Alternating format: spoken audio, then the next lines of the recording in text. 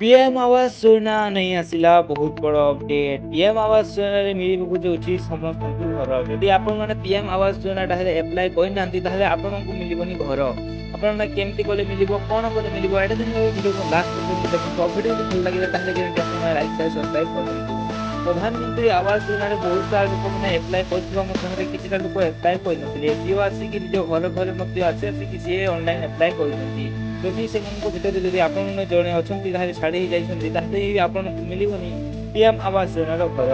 ବହୁତ ସାରା ଲୋକଙ୍କୁ ଏବେ ମିଳିଛି ମୋହନ ଚରଣ ମାଝୀଙ୍କ ତରଫରୁ ପିଏମ୍ ଆବାସ ଘର। ଯୋଉଟାକି ମୋହନ ଚରଣ ମାଝୀ ବି ଏଥିରେ ଲାଗିଛନ୍ତି, ଆଉ ପ୍ରଧାନମନ୍ତ୍ରୀ ଯୋଉଟାକି ଆମର ଲାଗିଛନ୍ତି ନରେନ୍ଦ୍ର ଦାସ ମୋଦି। ସେଥିପାଇଁ ସମସ୍ତଙ୍କୁ ମିଳୁଛି ଆବାସ ଯୋଜନାର ଘର। ସମସ୍ତଙ୍କୁ ମିଳୁଛି 1,30,000 ଟଙ୍କା, ଯୋଉଟାକି ପିଏମ୍ ଆବାସ ଘର ନା ଗୃହରେ ରହିବା ପାଇଁ ସମସ୍ତଙ୍କୁ ମିଳିଯାଉଛି 1,000 ଟଙ୍କା।